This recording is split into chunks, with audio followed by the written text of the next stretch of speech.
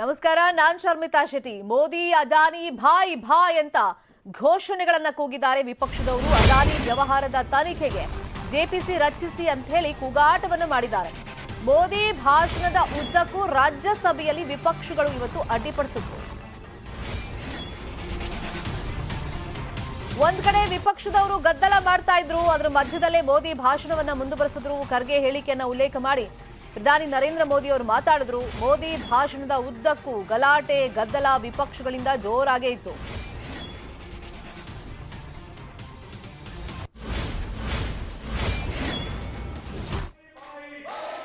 कलबुर्गी आ जाते हैं। मैं जरा खड़गे जी को कहना चाहता हूं,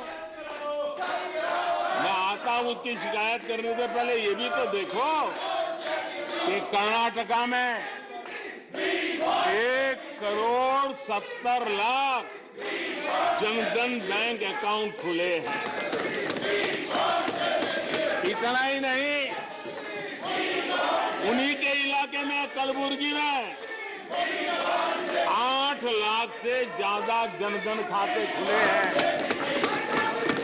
अब सभापति जी बताइए, इतने बैंक के खाते खुल जाए, इतना एम्पावरमेंट हो जाए, लोग इतने जागरूक हो जाए और किसी का इतने सालों के बाद खाता बंद हो जाए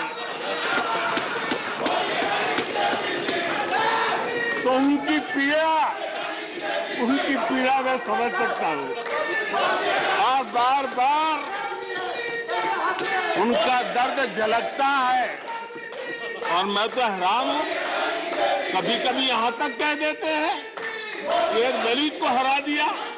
अरे भाई, उसी इलाके की जनता जनार्दन है, उसने दूसरे दलित को जीता दिया।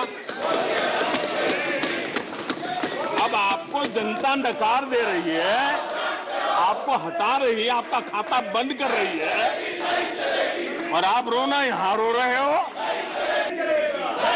जनधन, आधार, मोबाइल, ये जो त्रिशक्ति है, और उसने सीधा डायरेक्ट बेनिफिट ट्रांसफर उस योजना के तहत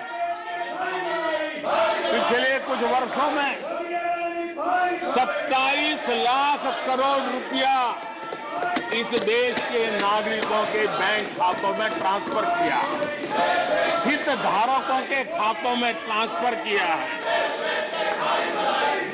और मुझे खुशी है कि डायरेक्ट बेनिफिट ट्रांसफर, ये टेक्नोलॉजी का उपयोग करने के कारण इस देश के 2 लाख करोड़ रुपए से ज्यादा पैसे जो किसी इकोसिस्टम के गलत हाथों में जाता था, वो बच गया है। देश की बहुत बड़ी सेवा की है। और मैं जानता हूं, जिस इकोसिस्टम के सागरिकों को, केले कपाटों को जो 2 लाख करोड़ की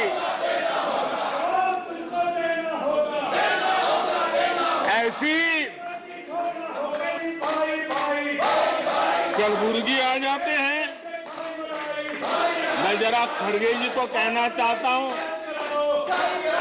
मैं आता हूं उसकी शिकायत करने से पहले ये भी तो देखो कि कर्नाटका में 1,70,00,000 जनधन बैंक अकाउंट खुले हैं।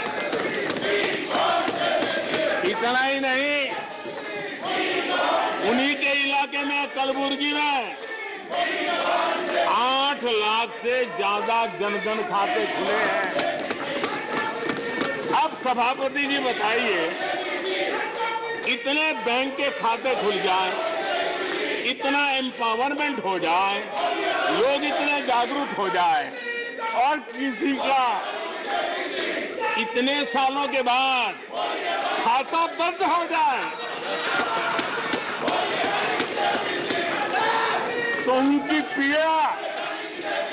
पीड़ा मैं समझ सकता हूं। और बार बार उनका दर्द झलकता है और मैं तो हैरान हूं। कभी कभी यहां तक कह देते हैं एक दलित को हरा दिया। अरे भाई, उसी इलाके की जनता जनार्दन है, उसने दूसरे दलित को जीता दिया। अब ಇದೇ ವಿಚಾರವಾಗಿ ಮತ್ತಷ್ಟು ಮಾಹಿತಿಯನ್ನು ಕೊಡೋದಕ್ಕೆ ನೇರ ಸಂಪರ್ಕದಲ್ಲಿ ಜಾಯ್ನ್ ಆಗಿದ್ದಾರೆ ನಮ್ಮ ಡೆಪ್ಯೂಟಿ ನ್ಯೂಸ್ ಎಡಿಟರ್ ರಾಘವೇಂದ್ರ ಗುಡಿ. ಲೋಕಸಭೆ ರಾಜ್ಯಸಭೆ ಎರಡೂ ಕಡೆ ಮೋದಿ ಅವರ ಮಾತನ್ನ ನಾವು ಕೇಳಿದ್ದಾಯ್ತು. ಎಸ್ಪೆಷಲಿ ಇವತ್ತಿನ ಮಾತಲ್ಲಿ ಭಾಷಣದಲ್ಲಿ ನಾವು ಗಮನಿಸಿದಂಗೆ ಖರ್ಗೆ ಅವರ ವಿಷಯ, ಅದರಲ್ಲೂ ಕರ್ನಾಟಕ ಕಲಬುರಗಿ ವಿಷಯವನ್ನ ಪ್ರಸ್ತಾಪ ಮಾಡಿದ್ದಾರೆ. ಸೊ ಇಲ್ಲಿ ಒಂದು ಕಡೆ ತನಿಖೆಗೆ ವಿಪಕ್ಷಗಳು ಪಟ್ಟು ಹಿಡಿದ್ರೆ, ಇನ್ನೊಂದು ಕಡೆ ಖರ್ಗೆ ಅವರಿಗೆ ಉತ್ತರ ಕೊಟ್ಟಿದ್ರಲ್ಲ ನರೇಂದ್ರ ಮೋದಿ, ಅದ್ರ ಬಗ್ಗೆ ಎಕ್ಸ್ಪ್ಲೈನ್ ಮಾಡ್ಕೊಂಡು ಹೋಗೋದಾದ್ರೆ. ಶರ್ಮಿತಾ, ಇವತ್ತು ರಾಜ್ಯಸಭೆಯಲ್ಲಿ ಪ್ರಧಾನಮಂತ್ರಿ ನರೇಂದ್ರ ಮೋದಿ ಅವರು ರಾಷ್ಟ್ರಪತಿಗಳ ಭಾಷಣದ ವಿಚಾರಕ್ಕೆ ಸಂಬಂಧಪಟ್ಟ ಹಾಗೆ ತಮ್ಮ ಅಭಿಪ್ರಾಯವನ್ನ ವ್ಯಕ್ತಪಡಿಸ್ತಾ ಇದ್ದಾರೆ. ಈ ಸಂದರ್ಭದಲ್ಲಿ ಇವತ್ತು ಒಂದು ವೆಲ್ ಪ್ಲಾನ್ಡ್ ಸ್ಟ್ರಾಟಜಿ ರೀತಿಯಾಗಿ ಅಪೋಸಿಷನ್ ಪಕ್ಷಗಳೇನಿದಾವೆ, ಅಂದ್ರೆ ವಿಪಕ್ಷಗಳೇನಿದಾವೆ, ಒಂದು ಸ್ಟ್ರಾಟಜಿಯನ್ನ ಮಾಡ್ಕೊಂಡು ಬಂದಿತ್ತು. ಎಷ್ಟೇ ಮೋದಿ ಅವರು ಮಾತನಾಡ್ತಾ ಇರಲಿ, ಅವರು ಮಾತನಾಡ್ತಾ ಇರುವಂತಹ ಸಂದರ್ಭದಲ್ಲಿ ನಿರಂತರವಾಗಿ ಘೋಷಣೆಯನ್ನ ಮಾಡಬೇಕು ಅನ್ನತಕ್ಕಂಥ ಒಂದು ಸ್ಟ್ರಾಟಜಿ ಪ್ರಕಾರವೇ ನಡೆದುಕೊಳ್ಳಲಾಗ್ತಾ ಇದೆ. ನಿರಂತರವಾಗಿ ಘೋಷಣೆಯನ್ನ ಮಾಡ್ತಾ ಇದ್ದಾರೆ. ಯಾಕಂದ್ರೆ ನಿನ್ನೆ ಲೋಕಸಭೆಯಲ್ಲಿ ಅಷ್ಟಾಗಿ ಪ್ರಧಾನಮಂತ್ರಿ ನರೇಂದ್ರ ಮೋದಿ ಅವರ ಭಾಷಣಕ್ಕೆ ಅಡ್ಡಿಪಡಿಸಿರಲಿಲ್ಲ. ಆ ಸಮಯದಲ್ಲಿ ಸರಾಗವಾಗಿ ಅವರು ವಿಪಕ್ಷಗಳ ವಿರುದ್ಧ, ಅದರಲ್ಲೂ ಕಾಂಗ್ರೆಸ್ ವಿರುದ್ಧ ನೀಡಿದಂತ ಹೇಳಿಕೆಗಳು, ಜೊತೆಗೆ ಅವರು ಕೊಟ್ಟಂತ ಉದಾಹರಣೆಗಳು ಏನಂದ್ರೆ, ಒಂದು ಕಡೆಯಿಂದ ನೋಡೋದಾದ್ರೆ ಕಾಂಗ್ರೆಸ್ ಪಕ್ಷದ ಸ್ಟ್ರಾಟಜಿಗೆನೇ ಅದು ಒಂದು ಹಿನ್ನಡೆ ಆಗೋದಕ್ಕೆ ಕಾರಣ ಆಗಿರ್ತಕ್ಕಂಥದ್ದು ಕಂಡು ಬರ್ತಾ ಇತ್ತು. ಹೀಗಾಗಿ ಇವತ್ತು ಅವರು ಎಷ್ಟೇ ಭಾಷಣವನ್ನ ಮಾಡ್ತಾ ಇರಲಿ ಅಥವಾ ಸ್ಪೀಕರ್ ಎಷ್ಟೇ ರಿಕ್ವೆಸ್ಟ್ ಮಾಡ್ಕೊಳ್ಳಿ, ನಾವು ಮಾತ್ರ ಈ ಬಾರಿ ಯಾವುದೇ ಕಾರಣಕ್ಕೂ ಒಂದು ನಮ್ಮ ಸ್ಟ್ರಾಟಜಿಯನ್ನ ಅಥವಾ ನಮ್ಮ ಒಂದು ಘೋಷಣೆಯನ್ನ ನಿಲ್ಲಿಸಬಾರದು ಅನ್ನತಕ್ಕಂಥ ಒಂದು ಪ್ರಕಾರವಾಗಿ ನಡೆದುಕೊಳ್ಳಲಾಗ್ತಾ ಇದೆ. ಒಂದು ಕಡೆಯಿಂದ ಪ್ರಧಾನಮಂತ್ರಿ ನರೇಂದ್ರ ಮೋದಿ ಭಾಷಣವನ್ನ ಮಾಡ್ತಾ ಇದ್ರೆ, ಇನ್ನೊಂದು ಕಡೆಯಿಂದ ವಿಪಕ್ಷಗಳು ನಿರಂತರವಾಗಿ ಘೋಷಣೆಯನ್ನ ಮಾಡ್ತಾ ಇದ್ದಾವೆ. ಅದಾನಿ ಮೋದಿ ಭಾಯ್ ಭಾಯ್, ಅದಾನಿ ಮೋದಿ ಭಾಯ್ ಭಾಯ್ ಅಂತ ಘೋಷಣೆಗಳು ಕೇಳಿ ಬರ್ತಾನೆ ಇದ್ದಾವೆ. ಈ ನಡುವೆ ಮಾತನಾಡ್ತಂತ ಪ್ರಧಾನಮಂತ್ರಿ ನರೇಂದ್ರ ಮೋದಿ ಅವರು ಒಂದು ವಿಷಯವನ್ನ ಸ್ಪಷ್ಟಪಡಿಸ್ತಾರೆ. ಏನಂದ್ರೆ, ತಾವೆಲ್ಲ ತಮ್ಮ ಸರ್ಕಾರ ಬಂದ ಮೇಲೆ ಏನೆಲ್ಲ ಅಭಿವೃದ್ಧಿ ಕಾರ್ಯಗಳಾಗಿದ್ದಾವೆ ಅದನ್ನ ಎಕ್ಸ್ಪ್ಲೇನ್ ಮಾಡ್ತಾನೆ ನಿನ್ನೆ ಮಾತನಾಡಿದಂತ ಮಲ್ಲಿಕಾರ್ಜುನ್ ಖರ್ಗೆ ಅವರು ಒಂದು ಮಾತನ್ನ ಹೇಳಿದ್ರು. ಅಲ್ಲ ಸ್ವಾಮಿ, ಇಲ್ಲಿ ಏನು ಅಧಿವೇಶನಗಳು ನಡೀತಾ ಇದ್ದಾವೆ, ನೀವು ನೋಡಿದ್ರೆ ನನ್ನ ಕಾನ್ಸ್ಟಿಟ್ಯೂನ್ಸಿಗೆ ಹೋಗ್ತೀರಾ, ಎರಡೆರಡು ಬಾರಿ ಆ ಕಾನ್ಸ್ಟಿಟ್ಯೂನ್ಸಿಗೆ ಹೋಗ್ತೀರಾ, ಅಲ್ಲಿ ಲಂಬಾಣಿಗಳಿಗೆ ಹಕ್ಕುಪತ್ರವನ್ನು ವಿತರಣೆ ಮಾಡ್ತೀರಾ, ಕಂದಾಯ ಭೂಮಿಯನ್ನ ಕೊಡ್ತೀರಾ, ಗ್ರಾಮ ಅಂತ ಘೋಷಣೆ ಮಾಡ್ತೀರಾ, ಇದೆಲ್ಲ ಯಾಕೆ ಆ ರೀತಿಯಾಗಿ ಮಾಡ್ತಿರೋದು, ನೀವು ಇಲ್ಲಿ ಇರಬೇಕು ಅಂತೇಳಿ ಒಂದು ರೀತಿಯಿಂದ ಅವರಿಗೆ ಮಾತನ್ನ ಆಡೋ ಸಂದರ್ಭದಲ್ಲಿ ತಮ್ಮ ಅಭಿಪ್ರಾಯವನ್ನ ವ್ಯಕ್ತಪಡಿಸಿರ್ತಾರೆ. ಅದಕ್ಕೆ ಸಂಬಂಧಪಟ್ಟ ಹಾಗೆ ನಿನ್ನೆ ರಾಜ್ಯಸಭೆಯಲ್ಲಿ ಪ್ರಧಾನಮಂತ್ರಿ ಮೋದಿ ಕೇವಲ ಒಂದು ತಮ್ಮ ನಗುವಿನ ಮೂಲಕ ಉತ್ತರವನ್ನ ಕೊಟ್ಟಿರ್ತಾರೆ. ಹೆಚ್ಚಾಗಿ ಆ ಸಮಯದಲ್ಲಿ ಯಾವುದೇ ರೀತಿಯಾಗಿರ್ತಕ್ಕಂಥ ಪ್ರತಿಕ್ರಿಯೆಯನ್ನ ಕೊಟ್ಟಿರೋದಿಲ್ಲ. ಆದ್ರೆ ಆ ವಿಷಯವನ್ನು ಪ್ರಸ್ತಾಪ ಮಾಡುವಂತ ಮೋದಿ ಇವತ್ತು, ನಾವು ಕರ್ನಾಟಕ ಒಂದರಲ್ಲಿ ಸುಮಾರು 1.75 ಕೋಟಿಯಷ್ಟು ಜನಧನ್ ಖಾತೆಗಳನ್ನ ತೆರೆದಿದ್ದೀವಿ, ಕಲಬುರಗಿಯಲ್ಲೇ 8 ಲಕ್ಷಕ್ಕೂ ಅಧಿಕ ಖಾತೆಯನ್ನು ತೆಗೆದಿದ್ದೀವಿ, ಕೇಂದ್ರ ಸರ್ಕಾರದ ಹಣ ಏನಿದೆ ಡೈರೆಕ್ಟ್ ಬೆನಿಫಿಟ್ ಸ್ಕೀಮ್ ಪ್ರಕಾರವಾಗಿ ನೇರವಾಗಿ ಅವರಿಗೆ ಹೋಗಿ ಅವರ ಒಂದು ಅಕೌಂಟಿಗೆ ಹೋಗುವಂತ ವ್ಯವಸ್ಥೆಯನ್ನ ಮಾಡಿಕೊಟ್ಟಿದ್ದೀವಿ. ಹೀಗಾಗಿ ಒಂದು ಕಡೆಯಿಂದಾಗ ಕಲಬುರಗಿಯಲ್ಲಿ ಜನರ ಅಕೌಂಟ್ ಬ್ಯಾಂಕ್ ನಲ್ಲಿ ತೆರೆಯಲಾಗ್ತಾ ಇದೆ, ಇನ್ನೊಂದು ಕಡೆಯಿಂದ ಕೆಲವರ ಅಕೌಂಟ್ ಬಂದ್ ಆಗ್ತಾ ಇದೆ. ಹೀಗಾಗಿ ಸಹಜವಾಗಿ ನಿಮಗೆ ನೋವಾಗೋದು ಸಹಜ. ಅಲ್ಲಿಯ ಜನರಿಗೆ ಅಲ್ಲಿ ಅಭಿವೃದ್ಧಿ ಆಗ್ಬೇಕಾಗಿತ್ತು, ಅಭಿವೃದ್ಧಿ ಕಾರ್ಯವನ್ನು ನಾವು ಮಾಡ್ತಾ ಇದ್ದೀವಿ, ಅಭಿವೃದ್ಧಿ ಕಾರ್ಯವನ್ನು ನಾವು ತಲುಪಿಸ್ತಾ ಇದ್ದೀವಿ. ಇನ್ನು ನೀವು ಸೋತಾಗ ಹೇಳ್ತೀರಿ ನಾನು ಒಬ್ಬ ದಲಿತರನ್ನ ಇವರು ಸೋಲಿಸಿದ್ರು ಅಂತ. ಆದ್ರೆ ಅಲ್ಲಿಯ ಜನಾನೇ ನಿರ್ಧಾರ ಮಾಡಿದ್ರೆ, ಒಬ್ಬ ದಲಿತರನ್ನ ಸೋಲಿಸಿ ಇನ್ನೊಬ್ಬ ದಲಿತರನ್ನೇ ಆಯ್ಕೆ ಮಾಡೋದಕ್ಕೆ ಮುಂದಾದಾಗ ಅದು ಪ್ರಜಾಪ್ರಭುತ್ವದ ಹಕ್ಕಾಗೋದಿಲ್ವಾ? ಅಲ್ಲಿ ನಾವು ಯಾರನ್ನ ಸೋಲಿಸಿದ ಹೇಗೆ ಬಂತು ಅಂತ ಕೂಡ ಒಂದು ಪ್ರಶ್ನೆಯನ್ನ ಮಾಡ್ತಾರೆ. ಒಟ್ಟಾರೆಯಾಗಿ ಅವರ ಭಾಷಣವನ್ನ ಗಮನಿಸ್ತಾ ಇದ್ರೆ ಯಾವೆಲ್ಲ ಒಂದಿಷ್ಟು ಅಂಶಗಳಿಗೆ ವಿಪಕ್ಷಗಳು ನಿರಂತರವಾಗಿ ಪ್ರಶ್ನೆ ಮಾಡ್ತಿದ್ವು, ಅದಕ್ಕೆ ಪ್ರತ್ಯಕ್ಷ ಅಥವಾ ಪರೋಕ್ಷವಾಗಿ ಉತ್ತರವನ್ನ ಕೊಡ್ತಾನೆ. ಅದಕ್ಕಿಂತ ಹೆಚ್ಚಾಗಿ ಇವತ್ತು ಕೂಡ ಅವರು ಕಾನ್ಸಂಟ್ರೇಟ್ ಮಾಡಿರುವಂತದ್ದು ಏನಂದ್ರೆ, ತಮ್ಮ ಅಧಿಕಾರದ ಅವಧಿಯಲ್ಲಿ ಹೇಗೆ ಭ್ರಷ್ಟಾಚಾರ ರಹಿತವಾಗಿರ್ತಕ್ಕಂಥ ಆಡಳಿತವನ್ನ ಕೊಟ್ಟಿದ್ದೀವಿ, ಯಾವ ರೀತಿಯಾಗಿರ್ತಕ್ಕಂಥ ಯೋಜನೆಗಳನ್ನ ಜಾರಿ ತಂದಿದ್ದೀವಿ. ಜೊತೆಗೆ ಇವತ್ತು ಅವರು ಇನ್ನೊಂದು ವಿಷಯವನ್ನು ಪ್ರಸ್ತಾಪ ಮಾಡ್ತಾರೆ ಶ್ರಮಿತಾ, ಏನಂದ್ರೆ ನಿನ್ನೆ ಮಾತನಾಡುವಾಗ ಈ ಪದವನ್ನು ಬಳಕೆ ಮಾಡಿರೋದಿಲ್ಲ, ಆದ್ರೆ ಇವತ್ತು ಆ ಪದವನ್ನು ಬಳಕೆ ಮಾಡ್ತಾರೆ.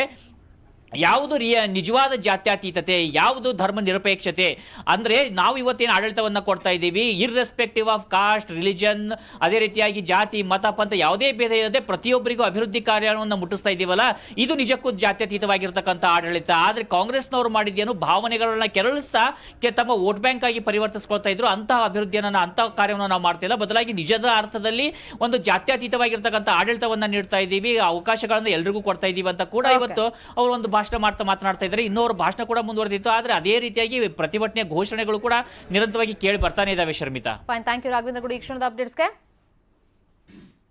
ನನ್ ಯಾವ ಸಿಡಿ ಇದೆ, ಯಾವ ಸಿಡಿ ಬಿಡುಗಡೆ ಮಾಡ್ತಾರೆ, ಸಿಡಿ ಇದೆ ಅಂತ ಬಿಜೆಪಿ ನಾಯಕರು ಹೇಳ್ತಾ ಇದ್ರಲ್ಲ, ಅದಕ್ಕೆ HDK ತಿರುಗೇಟಿದು. ಬಿಜೆಪಿ ಅವ್ರ ಬಳಿ ಸಿಡಿ ಇದ್ರೆ ಬಿಡುಗಡೆ ಮಾಡ್ಲಿ ಅಂತ ಕುಮಾರಸ್ವಾಮಿ ಅವರು ಹೇಳಿದ್ದಾರೆ.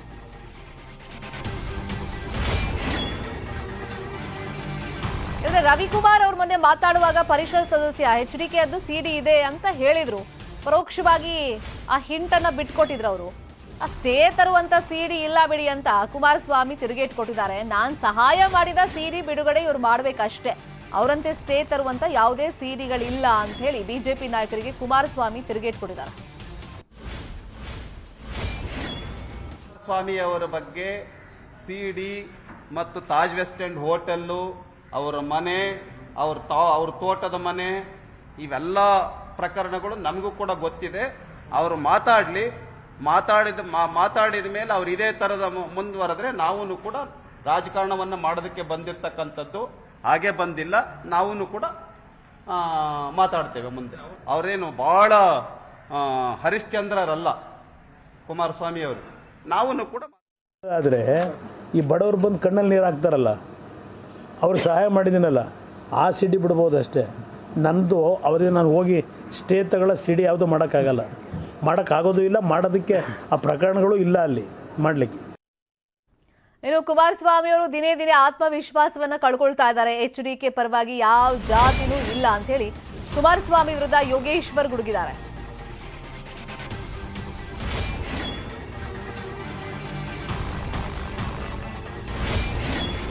ಈಗ ಪ್ರಹ್ಲಾದ್ ಜೋಶಿ ಸಿಎಂ ಆಗೋದಕ್ಕೆ ತೊಂದರೆ ಏನಿಲ್ಲ, ಪಕ್ಷ ಅಧಿಕಾರಕ್ಕೆ ಬಂದ ನಂತರ ಯಾರು ಸಿಎಂ ಆಗಬೇಕು ಅಂತ ಹೇಳಿ ಬಿಜೆಪಿಯವರು ನಿರ್ಧಾರವನ್ನ ಮಾಡ್ತಾರೆ. ಆದ್ರೆ ಕುಮಾರಸ್ವಾಮಿ ಅವರು ಮಾತ್ರ ಹುಚ್ಚುತನದಿಂದ ಮಾತಾಡ್ತಾರೆ ಅಂತ ಹೇಳಿ ಸಿಪಿ ಯೋಗೇಶ್ವರ್ ಹೇಳಿದ್ದಾರೆ. ಯಾವಾಗ ಬ್ರಾಹ್ಮಣ ಸಿಎಂ ವಿಷಯ ಮತ್ತೆ ಬ್ರಾಹ್ಮಣರ ಸಮುದಾಯದ ವಿಷಯವಾಗಿ ಕುಮಾರಸ್ವಾಮಿ ಅವರು ಸ್ಟೇಟ್ಮೆಂಟ್ ಕೊಟ್ಟರು, ಆಗ್ಲಿಂದಲೂ ಕೂಡ ಬಿಜೆಪಿ ಅದನ್ನ ಅಸ್ತ್ರವಾಗಿ ಪ್ರಯೋಗ ಮಾಡ್ತಾ ಇದೆ. ಕುಮಾರಸ್ವಾಮಿ ಅವರಿಗೆ ಯಾವುದೇ ಸಮುದಾಯದ ಮತಗಳ ಬೆಂಬಲ ಇಲ್ಲ. ಈಗ ಅವರು ಯಾವುದೇ ರೀತಿಯ ಉದ್ದೇಶ ಇಟ್ಕೊಂಡು ಮಾತಾಡೋರು ಕೂಡ ಅದಕ್ಕೆ ಪ್ರಾಮುಖ್ಯತೆ ಇಲ್ಲ. ನನ್ನ ಅಭಿಪ್ರಾಯದಲ್ಲಿ ಕುಮಾರಸ್ವಾಮಿ ಈಗಾಗಲೇ ಅವ್ರಿಗೆ ಆತಂಕ ಮೂಡಿದೆ, ಅವರು ಹತಾಶರಾಗಿದ್ದಾರೆ, ಒಂದು 12 ಸೀಟ್ ಬರೋದು ಕಷ್ಟ ಅಂತೇಳಿ. ಹಾಗಾಗಿ ಅವರಿಗೆ ದಿನೇ ದಿನೇ ಅವರ ಆತ್ಮವಿಶ್ವಾಸ ಕುಸಿತಾ ಇದೆ. ಅವ್ರು ಏನೇನೋ ಹೇಳಿಕೆ ಕೊಡ್ತಾರೆ. ಕುಮಾರಸ್ವಾಮಿ ಹೇಳಿಕೆಗಳನ್ನು ಅಷ್ಟೊಂದು ನಾವು ಗಂಭೀರವಾಗಿ ತಗೊಳ್ಕೊಳ್ತಕ್ಕಂಥ ಅವಶ್ಯಕತೆ ಇಲ್ಲ. ಬ್ರಾಹ್ಮಣ ಸಮುದಾಯನೋ ಇನ್ಯಾವುದೇ ಸಮುದಾಯ ಆಗ್ಬೋದು. ಭಾರತೀಯ ಜನತಾ ಪಾರ್ಟಿ ಒಂದು ಜಾತಿಗೆ ಸೀಮಿತವಾದಂಥ ಪಕ್ಷ ಅಲ್ಲ. ಕುಮಾರಸ್ವಾಮಿಯವರು ಒಂದು ಪ್ರಾಂತೀಯ ಪಕ್ಷವಾಗಿ ಜಾತಿ ಇಟ್ಕೊಂಡು ಅವರು ರಾಜಕಾರಣ ಮಾಡ್ತಾರೆ. ಅವರು ಪ್ರತಿ ಚುನಾವಣೆಯಲ್ಲೂ ಒಂದು ಜಾತಿಯನ್ನು ಓಲೈಸೋಕ್ಕೋಸ್ಕರ ಮತ್ತೊಂದು ಜಾತಿಯನ್ನು ಎತ್ಕಟ್ಟೆ ರಾಜಕಾರಣ ಮಾಡ್ಕೊಂಡು ಬರ್ತಾ ಇದ್ದಾರೆ. ಈಗಾಗಲೇ ಪ್ರಹ್ಲಾದ್ ಜೋಶಿ ಅವರು ಕೇಂದ್ರದ ಮಂತ್ರಿ ಆಗಿದ್ದಾರೆ. ಅವರು ಮುಖ್ಯಮಂತ್ರಿ ಆಗೋದ್ರಲ್ಲಿ ಇದನ್ನು ಯಾರ ವಿರೋಧನೂ ಇರೋದಿಲ್ಲ. ಆದರೆ ನಮ್ಮ ಪಕ್ಷದಲ್ಲಿ ಚುನಾವಣೆ ನಂತರ ಪಕ್ಷ ಬಹುಮತ ಬಂದರೆ ನಮ್ಮ ಪಕ್ಷದ ವರಿಷ್ಠರು ತೀರ್ಮಾನ ಮಾಡ್ತಾರೆ, ಯಾರು ಬೇಕಾದರೂ ಮುಖ್ಯಮಂತ್ರಿ ಆಗ್ಬೋದು. ಹಾಗಾಗಿ ಇಂಥವರೇ ಆಗಬೇಕು, ಇಂಥವರೇ ಆಗ್ತಾರೆ. ಇನ್ನು ಕುಮಾರಸ್ವಾಮಿಗೆ ಏನು ಕನಸು ಬಿದ್ದಿದೆಯಾ? ಸುಮ್ಮನೆ ರೀ. ಅವರ ಉಚ್ಚಾಟಕ್ಕೆ, ಅವರ ತಿಕ್ಲತನಕ್ಕೆ ಒಂದೊಂದು ಸ್ಟೇಟ್ಮೆಂಟ್ ಕೊಡ್ತಾ ಇರ್ತಾರೆ. ಏನಾದರೂ ಒಂದು ಅಶಾಂತಿ ಮೂಡಿಸ್ಬೇಕು, ಚುನಾವಣಾ ಸಂದರ್ಭ, ರಾಜಕೀಯ ಲಾಭ ಪಡೆಯೋದು ಉದ್ದೇಶನೇ ಆ ಸ್ಟೇಟ್ಮೆಂಟು. ಹಾಗಾಗಿ ಆ ಒಂದು ಸ್ಟೇಟ್ಮೆಂಟ್ಗೆ ಭಾಳ ಮಾನ್ಯತೆ ಕೊಡೋ ಅಗತ್ಯ ಇಲ್ಲ ಅಂತ. ಚಿಕ್ಕಬಳ್ಳಾಪುರ ಕೈ ಅಭ್ಯರ್ಥಿ ಆಗ್ತಾರಾ ಗೋವಿಂದಗೌಡ ಈಗ ಕೋಲಾರ ಚಿಕ್ಕಬಳ್ಳಾಪುರದ DCC ಬ್ಯಾಂಕ್ ಅಧ್ಯಕ್ಷರು. ಕೋಲಾರ ಕ್ಷೇತ್ರದಿಂದ ಟಿಕೆಟ್ ಆಕಾಂಕ್ಷಿ ಆಗಿದ್ರು ಗೋವಿಂದೇಗೌಡರು. ಆದ್ರೆ ಕೋಲಾರದಿಂದ ತಾನು ಸ್ಪರ್ಧೆ ಮಾಡ್ತಾ ಇದ್ದೀನಿ ಅಂತ ಸಿದ್ದರಾಮಯ್ಯ ಅವರು ಘೋಷಣೆ ಮಾಡಿಕೊಂಡಂತ ಹಿನ್ನೆಲೆಯಲ್ಲಿ ಚಿಕ್ಕಬಳ್ಳಾಪುರದಲ್ಲಿ ಅವ್ರಿಗೆ ಅವಕಾಶವನ್ನ ಕೊಡೋದಕ್ಕೆ ಕಾಂಗ್ರೆಸ್ ಚಿಂತನೆಯನ್ನ ನಡೆಸಿದೆ ಅನ್ನೋ ಮಾಹಿತಿ ಸಿಕ್ಕಿದೆ. ಈಗ KPCC ಅಧ್ಯಕ್ಷ DK ಶಿವಕುಮಾರ್ ಹಾಗೇನೆ ಮಾಜಿ CM ಸಿದ್ದರಾಮಯ್ಯ ಇಬ್ರು ಸೇರಿ ಗೋವಿಂದೇಗೌಡರನ್ನ ಚಿಕ್ಕಬಳ್ಳಾಪುರದಲ್ಲಿ ಅವ್ರಿಗೆ ಟಿಕೆಟ್ ಕೊಡೋಣ, ನಿಲ್ಸೋಣ, ಅವ್ರನ್ನ ಅಭ್ಯರ್ಥಿಯಾಗಿ ಮಾಡೋಣ ಅಂತ ಹೇಳಿ ಚಿಂತನೆಯನ್ನ ಮಾಡಿದಾರಂತೆ. ಅಲ್ಲಿಗೆ ಅದು ಕನ್ಫರ್ಮ್ ಆದ್ರೆ ಅವ್ರಿಗೆ ಬಿ ಫಾರ್ಮ್ ಎಲ್ಲ ಸಿಕ್ಕಿದ್ರೆ ಸಚಿವ ಸುಧಾಕರ್ ವಿರುದ್ಧ ಗೋವಿಂದೇಗೌಡರು ಕಣಕ್ಕೆ ಇಳಿತಾರೆ. ಸಾಲ ವಿತರಣೆ ಮೂಲಕ ಮನೆ ಮಾತಾಗಿದ್ದಾರೆ ಗೋವಿಂದೇಗೌಡರು. ಈಗ ಸ್ಪರ್ಧೆ ಎಲ್ಲ ಹೈಕಮಾಂಡ್ಗೆ ಬಿಟ್ಟಿದ್ದು, ಅವ್ರ ಡಿಸಿಷನ್ ಅಲ್ವಾ ಮಾಡೋದು, ಅವರಲ್ವಾ ಟಿಕೆಟ್ ಕೊಡೋದು, ಬಿ ಫಾರ್ಮ್ ಕೊಡೋದು ಅಂತ ಹೇಳಿ ಗೋವಿಂದೇಗೌಡರು ಹೇಳಿದ್ದಾರೆ. ನನಗಿಲ್ಲಿ ಕಾಂಗ್ರೆಸ್ 10 ವರ್ಷ DC ಬ್ಯಾಂಕ್ ಅಧ್ಯಕ್ಷರಾಗಿ ಕೆಲಸ ಮಾಡೋಕೆ ಅವಕಾಶ ಮಾಡಿಕೊಟ್ಟಿದೆ. ನಾನು ಹಿಂದೆ ಜನತಾದಳದಲ್ಲಿ ಇದ್ದಿದ್ದು ನಿಜ, ಕೆಲಸ ಮಾಡಿರೋದು ನಿಜ. ಆ ಪಕ್ಷ ಬಿಟ್ಟಾದ್ಮೇಲೆ ಇಲ್ಲಿ ಕಾಂಗ್ರೆಸ್ಸಲ್ಲಿ 10 ವರ್ಷ DC ಬ್ಯಾಂಕ್ ಅಧ್ಯಕ್ಷರಾಗಿ ಕೆಲಸ ಮಾಡಿದ್ದೀನಿ. ಅವ್ರ ಋಣದಲ್ಲಿದ್ದೀನಿ, ಕಾಂಗ್ರೆಸ್ ಋಣದಲ್ಲಿದ್ದೀನಿ. ನಾನು ಏನಾದರೂ ಮುಂದುವರೆದ್ರೆ ಕಾಂಗ್ರೆಸ್ಸಲ್ಲೇ ಮುಂದುವರಿಯೋದು. ರಾಜಕಾರಣದಲ್ಲಿ ಪಕ್ಷ ಬದಲಾವಣೆ ಮಾಡೋ ಪ್ರಶ್ನೆ ಇಲ್ಲ. ಅಂತ ಪಕ್ಷ ಬದಲಾವಣೆ ಮಾಡೋ ಪ್ರಶ್ನೆ ಬಂದರೆ ರಾಜಕಾರಣ ಬಿಡ್ತೀನಿ ಹೊರತು ಬೇರೆ ಬೇರೆ ಪಕ್ಷಗಳ ಕಡೆ ತಿರುಗಿ ನೋಡೋದಿಲ್ಲ. ನನ್ನ ರಕ್ತನೇ ಹೋರಾಟ, ನನ್ನ ಯಾರು ಬಳಸ್ಕೊಳ್ಳೋದು ಬಿಟ್ಬಿಡೋಕ್ಕೆ ಸಾಧ್ಯ ಇಲ್ಲ. ನಾನು ಹೋರಾಟದ ನೆಲೆಯಿಂದ ಬಂದಿರೋದ್ರಿಂದ ನನ್ನ ಅಸ್ತಿತ್ವ ಉಳಿಸ್ಕೊಳ್ಳೋದು ನನಗೆ ಗೊತ್ತಿದೆ, ನಾನು ಹೋರಾಟ ಮಾಡೋದು ನನಗೆ ಗೊತ್ತಿದೆ. ಕಾಂಗ್ರೆಸ್ಸು 2 ಜಿಲ್ಲೆಯಲ್ಲಿ ಯಾರ ಅಭ್ಯರ್ಥಿಗಳಾದರೂ ಇನ್ನು ಎಲೆಕ್ಷನ್ ಹತ್ರ ಬರ್ತಾ ಇದ್ದಂತೆ ರಾಜ್ಯದಲ್ಲಿ ಗಿಫ್ಟ್ ಪಾಲಿಟಿಕ್ಸ್ ಕೂಡ ಜೋರಾಗಿ ನಡೀತಾ ಇದೆ. ಚಿಕ್ಕಬಳ್ಳಾಪುರದಲ್ಲಿ ವೋಟಿಗಾಗಿ ಸೀರೆ ವಿತರಣೆಯನ್ನ ಮಾಡಲಾಗ್ತಾ ಇದೆ. ಚಿಕ್ಕಬಳ್ಳಾಪುರ ತಾಲೂಕಿನ ಗೆಂಟೆಗಾನಹಳ್ಳಿಯಲ್ಲಿ ವಿತರಣೆ ನಡೀತಾ ಇದೆ. ಉಚಿತ ಸೀರೆಗಾಗಿ ಮಹಿಳೆಯರು ಮುಗಿಬಿದ್ದಿದ್ದಾರೆ. ಬಿಜೆಪಿ ಮುಖಂಡ ಹಾಗೇನೆ ರಿಯಲ್ ಎಸ್ಟೇಟ್ ಉದ್ಯಮಿ ಶಿವಕುಮಾರ್ ಅವರು ಸೀರೆ ವಿತರಣೆ ಮಾಡ್ತಾ ಇದ್ದಾರೆ. ಭರ್ಜರಿ ಬಾಡೂಟ ಕೂಡ ಆಯೋಜನೆ ಮಾಡಿ ಅರ್ಶನ ಕುಂಕುಮದ ಹೆಸರಲ್ಲಿ ಸೀರೆ ವಿತರಣೆಯನ್ನ ನಡೆಸ್ತಾ ಇದ್ದಾರೆ. ಒಂದ್ ಕಡೆ ಭರ್ಜರಿ ಬಾಡೂಟ, ಮತ್ತೊಂದು ಕಡೆ ಸೀರೆ ಪಡೆಯೋದಕ್ಕೆ ನೂಕು ನುಗ್ಗಲು.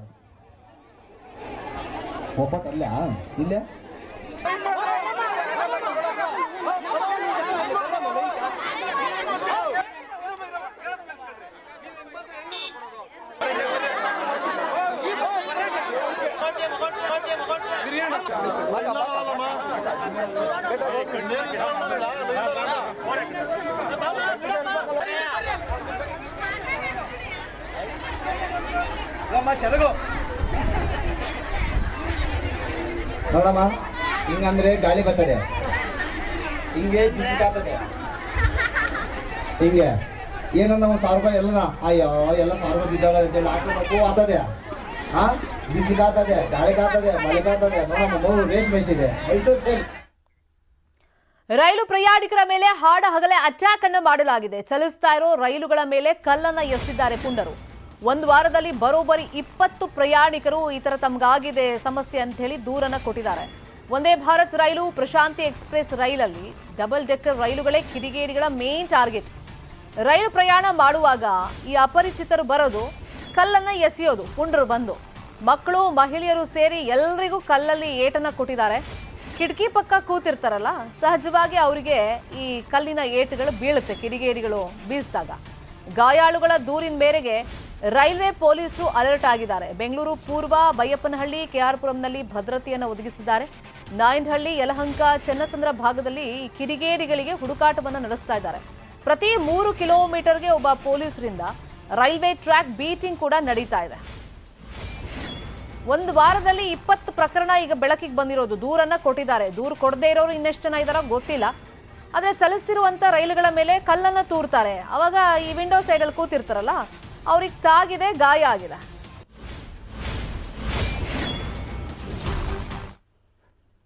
ನೋಡಿ, ಗಾಯಗೊಂಡಿರುವಂತ ಫೋಟೋಸ್ ಅನ್ನು ತೋರಿಸ್ತಾ ಇದ್ದೀವಿ. ಮತ್ತೆ ಆ ರೈಲಿನ ಕಿಟಕಿ ಗಾಜೆಲ್ಲ ಪೀಸ್ ಆಗಿರೋದು ತೋರಿಸ್ತಾ ಇದ್ದೀವಿ. ರೈಲು ಪ್ರಯಾಣಿಕರ ಮೇಲೆ ಹಾಡ ಹಗಲೇ ಅಟ್ಯಾಕ್ ಮಾಡೋದು. ರೈಲ್ ಮೂವ್ ಆಗ್ತಿರುತ್ತಲ್ಲ, ಅವಾಗ ಕಲ್ ತಗೊಳ್ಳೋದು, ಅದನ್ನು ಎಸೆಯೋದು. ಇನ್ನು ಈ ಬಗ್ಗೆ ಮಂಜುನಾಥ್ ಪ್ರತ್ಯಕ್ಷ ವರದಿಯನ್ನು ಕೊಟ್ಟಿದ್ದಾರೆ, ನೋಡೋಣ. ಬೆಂಗಳೂರಿನಲ್ಲಿ ಟ್ರೈನಲ್ಲಿ ಪ್ರಯಾಣಿಸುವ ಪ್ರಯಾಣಿಕರೇ ಎಚ್ಚರ ಎಚ್ಚರ ಎಚ್ಚರ. ಯಾಕೆ ಅಂತ ಹೇಳಿದ್ರೆ, ನೀವೇ ಒಂದು ವೇಳೆ ಮೊಬೈಲ್ ಅಲ್ಲಿ ಮಾತನಾಡ್ತಾ ಬಾಗ್ಲಲ್ಲಿ ನಿಂತಿದ್ರೆ ಖಂಡಿತವಾಗ್ಲೂ ನಿಮ್ಗೆ ಕಲ್ಲೆ ಇಟ್ಬಿಡುತ್ತೆ. ಮಕ್ಕಳು ಮರಿ ಅಂತ ಹೇಳಿ ತೊಡೆ ಮೇಲೆ ಕುಣಿಸ್ಕೊಂಡು ಕಿಟಕಿ ಪಕ್ಕ ಕೂತಿದ್ರೆ ಖಂಡಿತವಾಗ್ಲೂ ಅಲ್ಲೂ ಕೂಡ ಕಲ್ಲೆ ತಪ್ಪಿದ್ದಂತಲ್ಲ. ಬೆಂಗಳೂರಿನಲ್ಲಿ ಕಳೆದ ಒಂದು ವಾರದಲ್ಲಿ ಸುಮಾರು 21 ಪ್ರಕರಣಗಳು ರೈಲ್ವೆ ಪೊಲೀಸ್ ಅಲ್ಲಿ ಪ್ರಕರಣ ದಾಖಲಾಗಿರ್ತಕ್ಕಂಥದ್ದು. ಈಗೇನ್ ನೀವು ನೋಡ್ತಾ ಇದ್ದೀರಾ ವಿಜುವಲ್ಸ್ ಅಲ್ಲಿ, ಈ ಪೊಲೀಸರು ಈಗೇನ್ ನಿಂತಿದ್ದಾರೆ ಕಂಪ್ಲೀಟ್ ಆಗಿ ನಾನು ನಿಮ್ಗೆ ತೋರಿಸ್ತಾ ಇದ್ದೀನಿ. ಈ ರಸ್ತೆ ಅಂದ್ರೆ ಬೆಂಗಳೂರು ಪೂರ್ವ ರೈಲ್ವೆ ಸ್ಟೇಷನ್ ಏನಿದೆ, ಇಲ್ಲಿಂದ ಬೈಯಪ್ಪನಹಳ್ಳಿ ಆಗಿರ್ಬೋದು, ಬಂಗಾರಪೇಟೆಗೆ ಆಗಿರ್ಬೋದು, ಅಥವಾ ಮೈಸೂರಿಂದ ಬರುವಂತ ಟ್ರೈನ್ಗಳಿಗೆ ಆ ಕಿಡಿಗೇಡಿಗಳು ಕಲ್ಲು ಎಸಿತಾ ಇದ್ದಾರೆ. ಜೊತೆಗೆ ಡೋರ್ ಬಳಿ ನಿಂತಿರ್ತಕ್ಕಂಥ ವ್ಯಕ್ತಿಗಳೇನಿರ್ತಾರೆ, ಪ್ಯಾಸೆಂಜರ್ಸ್, ರೈಲ್ವೆ ಪ್ಯಾಸೆಂಜರ್ಸ್ ಏನಿದ್ದಾರೆ, ಅವ್ರಿಗೆ ಕಲ್ಲುಗಳನ್ನ ಎಸಿತಾ ಇರ್ತಕ್ಕಂಥದ್ದು. ಜೊತೆಗೆ ಟ್ರೈನ್ ಬರೋ ಟೈಮ್ ಅನ್ನ ನೋಡ್ಕೊಂಡು ಒಂದು ಕುಡಿದ ಪಾನಮತ್ನಲ್ಲಿ ಬಂದು ಕಲ್ಲು ಹೊಡಿತಾ ಇದಾರ, ಅಥವಾ ಏನೊಂದು ನೆಶೆಯಲ್ಲಿ ಕಲ್ಲು ಹೊಡಿತಾ ಇದಾರ ಅನ್ನೋದು ಕೂಡ ಪೊಲೀಸರಿಗೆ ಅನುಮಾನ ಮಾಡ್ಕೊಂಡಿರ್ತಾರೆ. ಈಗ ನೀವು ವಿಜುವಲ್ಸ್ ಅಲ್ಲಿ ಏನ್ ನೋಡ್ತಾ ಇದ್ದೀರಾ, ಪೊಲೀಸರು ಈಗಾಗಲೇ ಏನೊಂದು ಟ್ರ್ಯಾಕ್ ಗಳಲ್ಲಿ ನಿಂತಿದ್ದಾರೆ. ಯಾವ ಟ್ರೈನ್ ಅಲರ್ಟ್ ಆಗಿ ಬರುತ್ತೋ ಆ ಟ್ರೈನ್ ಗಳ ಪಕ್ಕದಲ್ಲಿ, ಅಂದ್ರೆ ಟ್ರೈನ್ ಬರೋಕಿನ್ನ 3 ನಿಮಿಷ 5 ನಿಮಿಷ ಮುಂಚೆ ಪೊಲೀಸರು ಹೋಗಿ ಅಲ್ಲಿ ನಿಂತ್ಕೊಂತಾರೆ. ನಿಂತ್ಕೊಂಡು ಕಿಡಿಗೇಡಿಗಳು ಕಲ್ಲು ಹೊಡಿಯೋದನ್ನ ತಪ್ಪಿಸ್ತಾ ಇದ್ದಾರೆ. ಯಾಕಂದ್ರೆ ಹಿಂದೆ ಸಣ್ಣ ಮಗುವಿಗೂ ಕೂಡ ಏಟಾಗಿರ್ತಕ್ಕಂಥದ್ದು.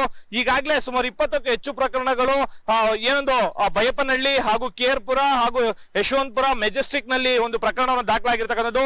ಪೊಲೀಸರು ಎಲ್ಲಾ ರೀತಿಯ ಒಂದು ಭದ್ರತೆಯನ್ನು ಕೂಡ ನಿಯೋಜನೆ ಮಾಡಿದ್ದಾರೆ. ಯಾಕಂತ ಹೇಳಿದ್ರೆ 1-2 ಪ್ಯಾಸೆಂಜರ್ಸ್ ಗಾತ್ರ ಏನು ಅನ್ಬೋದಾಗಿತ್ತು, ಆದ್ರೆ ಕಂಪ್ಲೀಟ್ ಆಗಿ ಬರುವಂತ ಪ್ಯಾಸೆಂಜರ್ಸ್, ಅದರಲ್ಲೂ ಕೂಡ ಏನ್ ಇತ್ತೀಚೆಗೆ ಒಂದು ಟ್ರೈನ್ ಬಂದಿತ್ತು ವಂದೇ ಭಾರತ್ ಅಂತ ಏನಿದೆ, ಆ ಟ್ರೈನ್ ಅನ್ನು ಕೂಡ ಬಿಡದೆ ಕಿಡಿಗೇಡಿಗಳು ಒಂದು ಕಲ್ಲನ್ನು ಎಸೆದಿರ್ತಕ್ಕಂಥದ್ದು, ಗಾಜುಗಳನ್ನ ಹೊಡೆದಿರ್ತಕ್ಕಂಥದ್ದು. ಸದ್ಯಕ್ಕೆ ಈಗ ಪ್ರಕರಣವನ್ನು ದಾಖಲಿಸಿಕೊಂಡ ಪೊಲೀಸರು ಆ ಆರೋಪಿಗಳಿಗಾಗಿ ಪತ್ತೆ ಹಚ್ಚಿರ್ತಕ್ಕಂಥದ್ದು. ಇನ್ನು ಕೂಡ ಕೇವಲ ಏನೊಂದು 2-3 ದಿನಗಳಲ್ಲಿ ಆ ಆರೋಪಿಗಳು ಯಾರು ಅನ್ನೋದು ಪೊಲೀಸರಿಗೆ ಸಿಕ್ಕಾಕೊಳ್ಳುತ್ತೆ. ಯಾಕಂತ ಹೇಳಿದ್ರೆ ನಿನ್ನೆ ಮೊನ್ನೆ ಅಂದ್ರೆ ಕೇವಲ 1 ತಿಂಗಳಾಗಿದೆ ವಂದೇ ಭಾರತ್ ಲಾಂಚ್ ಆಗಿ, ಆಗ್ಲೇನೆ ಕಲ್ಲು ತೂರಾಟ ನಡೆದು ಇನ್ನು ಡಬಲ್ ಡೆಕ್ಕರ್ ಎಕ್ಸ್ಪ್ರೆಸ್ ಟ್ರೈನ್ಗೂ ಕೂಡ ಕಲ್ಲು ತೂರಾಟ ಎಕ್ಸಿ ಅವ್ರಿಗೂ ಕೂಡ ಸಾಕಷ್ಟು ಒಂದು ಪ್ಯಾಸೆಂಜರ್ಸ್ಗೆ ಒಂದು ತಲೆಗೆ ಪೆಟ್ಟಾಗಿರ್ತಕ್ಕಂಥದ್ದು. ಸದ್ಯಕ್ಕೆ ಎಲ್ಲ ರೀತಿಯ ಒಂದು ಪ್ರಕರಣವನ್ನ ಈಗಾಗಲೇ government railway police protection force ಏನಿದೆ GRP ಅವರು ಪ್ರಕರಣವನ್ನು ದಾಖಲಿಸಿ ಆರೋಪಿಗಳಿಗಾಗಿ ಬಲೆ ಬೀಸಿರ್ತಕ್ಕಂಥದ್ದು. ಕ್ಯಾಮರಾ ಪರ್ಸನ್ ಶಿವರಾಜ್ ಜೊತೆಗೆ ಮಂಜುನಾಥ್ ಚಂದ್ರ, ನ್ಯೂಸ್ 18 ಬೆಂಗಳೂರು.